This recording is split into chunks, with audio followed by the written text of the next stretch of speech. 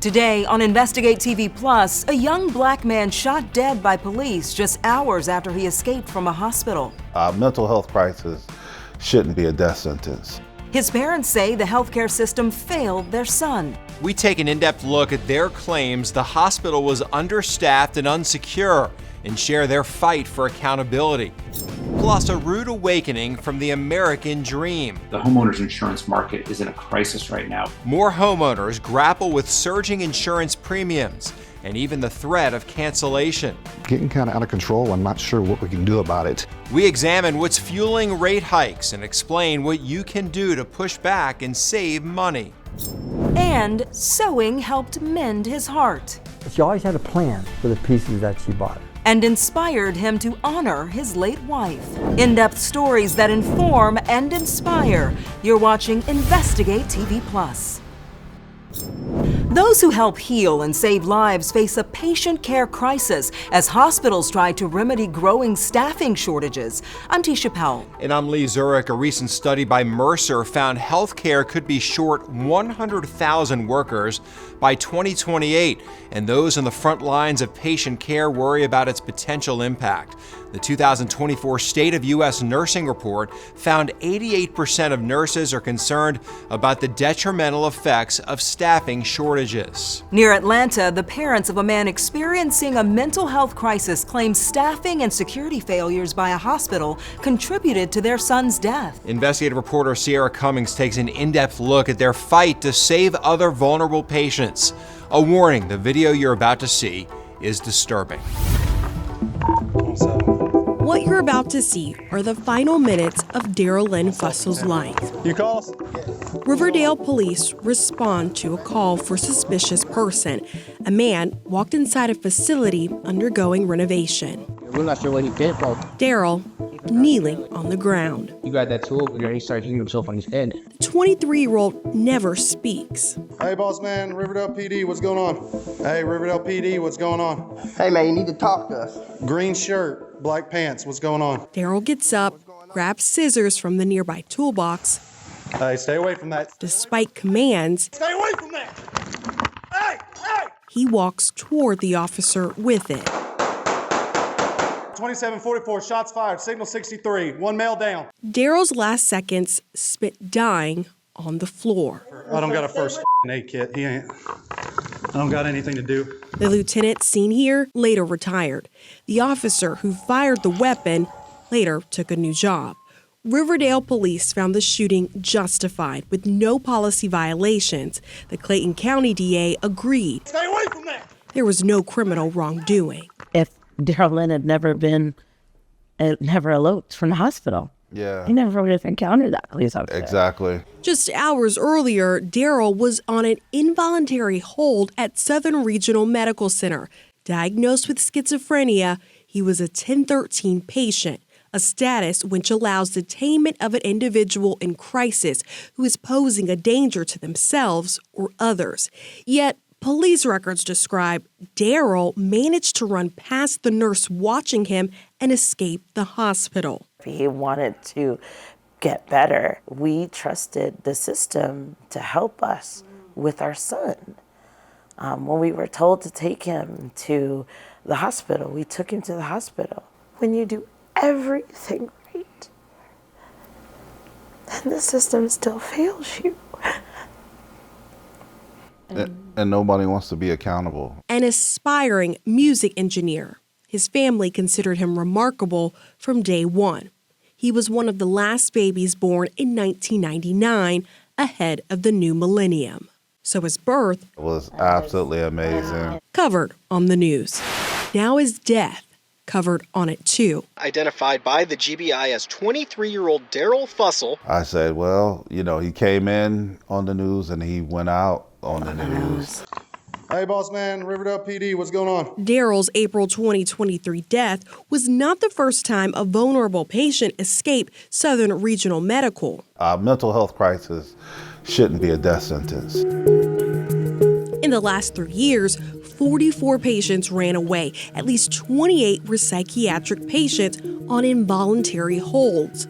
Federal records provide some insight illustrating a history of federal policy violations, like a patient found unresponsive in the psych area ultimately died. There was only one working registered nurse at the time. As a result, inspectors deemed Southern Regional in immediate jeopardy, a determination given when a facility's non-compliance has or could cause serious harm or death. It makes a hospital potentially ineligible to receive federal funds. Before this federal investigation, a state inspection days earlier substantiated some concerns. A complaint to the Georgia Department of Community Health alleged a patient died in the behavioral unit. No clinical staff members present for 7 hours prior to his death due to short staffing. There was fraudulent false documentation that every 15 minutes observations were being conducted.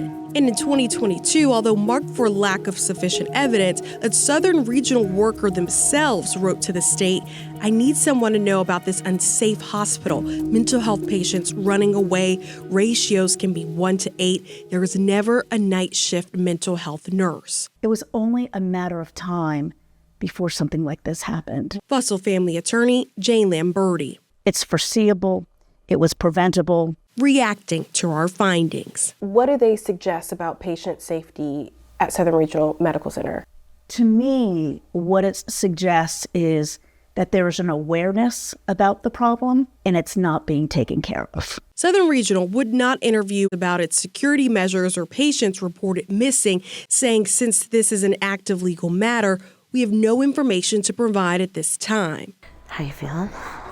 The Fussell family now suing for nursing malpractice, negligence, wrongful death. There are so many levels of the ball dropping in our son's situation that it's egregious. Southern Regional Medical Center submitted a corrective action plan. The hospital's parent company filed a response to the Fussell's lawsuit denying wrongdoing. Riverwoods Behavioral Health, a mental health facility near Atlanta, which transferred Fussell to Southern Regional Medical Center, is also named as a defendant. In a statement, they said, "Our deepest sympathies go out to Daryl Fussell's family.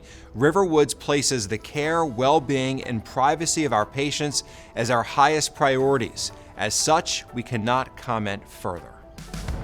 Still to come, many consider owning a home a cornerstone of the American dream, but the dream is becoming a financial nightmare for some. We take an in-depth look at skyrocketing insurance premiums and a legislative effort to potentially help homeowners. Plus, they were canceling the insurance on my house. She received a letter of termination in the aftermath of Hurricane Helene, despite never filing a claim. There were some branches down in the yard, but truthfully, we had no tree damage. We provide insight into why her policy was canceled and offer solutions to help homeowners in a similar situation.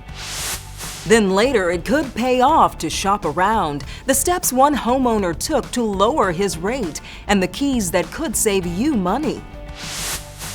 You can watch Investigate TV Plus anytime online. Just subscribe to our YouTube channel at Investigate TV.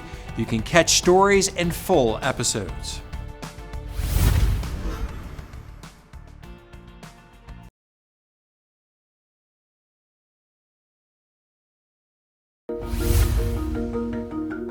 Your home is likely the biggest investment you'll ever make. Yeah, but the cost of owning a house is rising rapidly, and we're not just talking about mortgage payments. From 2020 to 23, the average homeowner's insurance premium jumped from about $1,900 per year to more than $2,500. But in zip codes with the highest disaster risk, the increases were much larger. Our in-depth coverage begins with reporter Heather Graff, who shows us the factors contributing to rising insurance premiums and what one expert says could be the solution to capping prices. The homeowners insurance market is in a crisis right now. Douglas Heller is the Director of Insurance for Consumer Federation of America. Heller says rising insurance costs have been compounding for years and attributes the increase to factors that include accelerating climate catastrophes, elevated inflation and rebuilding costs, and something you may not be aware of called reinsurance, which property insurance companies buy to limit their risk. And for most Americans, that's turning into these huge price spikes that we're seeing. Heller supports proposed legislation to create a federal reinsurance program which would set a cap on insurers' liability in a natural disaster. That means, after a certain point, the federal government and taxpayers would pick up the bill for these pricey weather events. Let's stabilize the insurance market for the insurance companies by creating some reinsurance options. And at the same time, let's make sure that the products consumers get are better and stronger and more affordable. The Insure Act would also require participating insurers to offer coverage for all such events. As the country continues to experience extreme weather events, homeowners are paying the price and in some cases losing coverage. In South Carolina, a woman's policy was canceled in the wake of Hurricane Helene, even though she never filed a claim. Our in-depth coverage continues with investigative reporter Scotty Hunter, who uncovers the questionable timeline of the insurance company's cancellation. Laura Morris considers herself to be one of the lucky ones in the aftermath of Hurricane Helene. Her home was mostly spared by the powerful storm, but in the weeks that followed, she's been weathering a different kind of storm, the fight to keep her homeowner's insurance. So you said that this was from Helene. Yeah. But really, you didn't have a whole lot of damage. No, there were some branches down in the yard, but truthfully, we had no tree damage. She's lived in her Greenville home for close to a decade now, and she's had the same insurance through Safeco the entire time. She's only filed one claim with the policy when a tree came down in her backyard in 2020, but she reached out to the company after Helene blew through to ask some questions after getting some electrical damage. She never ended up filing a claim from the storm, but was caught off guard when this letter showed up at her door telling her she was being dropped. Oh yeah, I didn't expect it at all. I actually put the envelope on my side table and thought, oh, I'll open that later. It looked like nothing at all. And I thought, oh, nope, this is just, nothing. And it took me a week to even open it. When she finally did open the letter, she was shocked. They were canceling the insurance on my house, and they gave me no reasons. They just said as of January 19th, which was 8 years after I first started the policy when I bought the house, they were suddenly canceling it with no warning, no reason, no anything. It wasn't until she reached out for answers that she got more information. The company chose to cancel her policy for what they say are issues with mildew on her roof and tree branches hanging over the home. The company used these Google images that appear to be from August 2022, January 2024, and September 2024 to make the decision. And I suddenly thought, well, what's the reason for this? Or kind of where do you get off? Like, what's the reason and why are you suddenly doing this now, beyond the hurricane? We took a closer look at the inspection report, and according to their own document, the inspection didn't even happen until after the cancellation decision was already made. You can see the letter she got was sent on October 16th, but the inspection wasn't completed until October 29th, more than a week later. Oh, it was totally suspicious. Suddenly, right after a hurricane where a lot of trees fell in Greenville, but not here at my house, they suddenly canceled the policy over what might happen, and they're not saying that, of course, but it just seems really fishy. We reached out to Safeco asking direct questions about the timing of the decision and the inspection, and about the old Google images cited in the report. We also wanted to know about what was being done to help Morris find a policy with a different insurer. It's something the company promised they would do in this cancellation letter, but Morris says the company has gone silent. I've never heard a word from them at all. I've never received an email. I've never received a phone call, another letter. This is the only information I received. After we started asking questions, a spokesman sent us this email saying they could not comment on a specific policy, but that they had made the decision to reverse the cancellation. If your homeowner's policy is dropped, you may be able to contest it. First, contact your insurer and ask for a written explanation. Confirm when the current policy expires and request a 30 or 60-day extension. Gather evidence such as aerial photos to support your case against cancellation. Then you'll want to file an appeal right away. And don't wait for an appeal before you start shopping around for a new policy. In Greenville, South Carolina, I'm Scotty Hunter. Still ahead. Of course, values have gone up, but triple in 6 years for the same house seems kind of excessive. The cost of homeowners insurance is through the roof, but you can do something about it. We show you how one man found a lower rate in just 30 minutes. You can watch Investigate TV Plus anytime streaming online. Get the app for Roku, Amazon Fire TV, and Apple TV. They're free to download.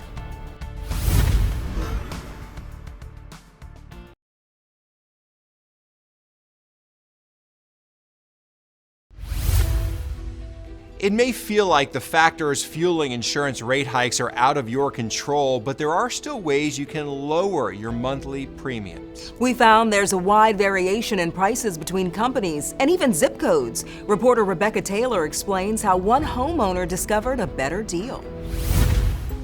Getting kind of out of control. I'm not sure what we can do about it. Dale Miller has lived in his Tucson home since 2019.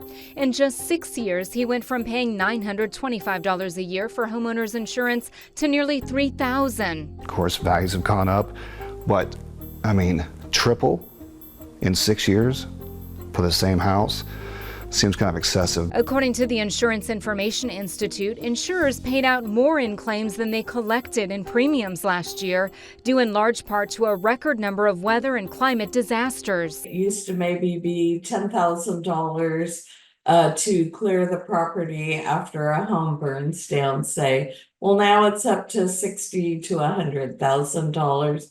Because of environmental waste. Janet Ruiz says the rising cost of materials, labor, and litigation are also factors and why homeowners are paying more across the board. We're all paying for it, even though a lot of people have never had a claim. Miller vented about his experience on Nextdoor, and after dozens of people chimed in with lower rates, he shopped around. The loyalty thing is out the window. Miller says he went to 3 insurance sites and found a better rate and better coverage in 30 minutes. He learned that some insurers, including Geico, which he previously used, don't set their own pricing for homeowners coverage. It's true. In an email, a Geico spokesperson says these policies are underwritten by non-affiliated third-party insurance companies. So, by Miller reading the fine print and doing the shopping himself, he says he bundled and saved with Progressive. Of course, the homeowners came back down to what I paid last year, which is fine.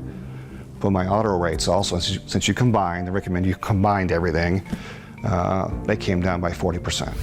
If you're looking for ways to lower your rate, the National Association of Realtors suggests you maintain good credit.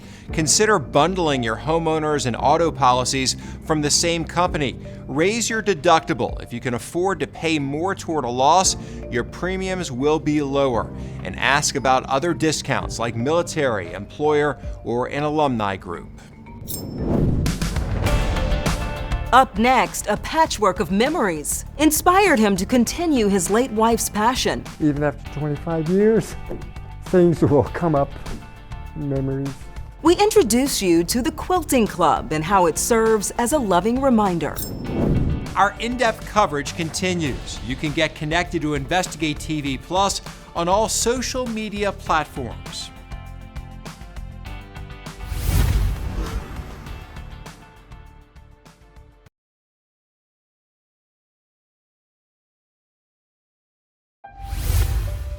For Tom Estelle, memories of his late wife are like a quilt. Each section of their life together is thoughtfully sewn together, and the memories wrap him with comfort and warmth. His wife's talent and Tom's love for the quilt she created inspired him to honor her memory. Reporter Joe Carroll introduces us to Tom's Quilting Club. Tom Estelle finds comfort from a quilt his late wife Peggy made for him. She was able to finish it all except for the binding. A prolific quilter, she died of desmoplastic round cell carcinoma, an extremely rare and aggressive cancer. Peggy was just 47. She inscribed her last quilt to Tom. From my heart, for all time, with my love. When she took her last breath, I immediately whispered in her ear. A loving farewell and then a loving way to remember her. And her quilts were always simple. At Christ the King School in Rutland, Tom leads a most unusual club. She did all the quilt, the whole quilt, by hand. She never used a machine. The Quilting Club is to both honor Peggy and to make a blanket for a newborn in the area. Tom, a former science teacher, is now a longtime foster grandparent at the school. I've carried them with me for over 25 years. And, you know, they were such a big part of Peggy's life. Tom couldn't bear to throw out the fabric. Oh, green? You guys want to go green? 4 8th graders, Kenny O'Rourke, Tessa McGee, Anna O'Brien, and Brooklyn Werbensky, will pick up the needle and make their own creation. So it's going to look like this pattern? Yeah. What do you think? It looks good. I like it. They all know of Peggy's passing. I feel like it's very nice that he gets to share this with us so that we can go on to do it. Do you quilt? No, I do not. But I'm learning how. I'm learning how to quilt this year. And so we haven't really done one incorporating green yet. So you've done one before? We've done 2 before. 2? You're veterans. Yes. Peggy made hundreds of quilts in her lifetime, giving them all away. She worked at the Rutland Regional Medical Center. She was a no-nonsense nurse, very, very, very good at what she did. Peggy was my hero, quilting to the very end, till she just could not do it anymore. She died on Christmas Eve, 1998. Even after 25 years. Things will come up, memories. And I have these kids here that bring out such joy. There's 3 boxes of material. The hope is to make use of every last piece. Tears will be coming to my eyes on that one. Oh. But for now, Tom carefully puts back the fabric. She always had a plan for the pieces that she bought. A memory that lives on. She would be so thrilled to see that this is being done. Quilts always hold so many memories. What a great way to remember his wife. And think she passed away in 1998 and still holding on to those memories today. Very nice. Yeah. Well, that's going to do it for us on Investigate TV Plus. I'm Tisha Powell. And I'm Lee Zurich. Thanks for watching. On the next Investigate TV Plus, air travel can bring chaos and stress. But we uncovered at major airports around the country, critical infrastructure issues could lead to more headaches for travelers. There are limits to how uneven concrete can be. We have an in-depth look at which airports are sinking and the potential impacts to air travel.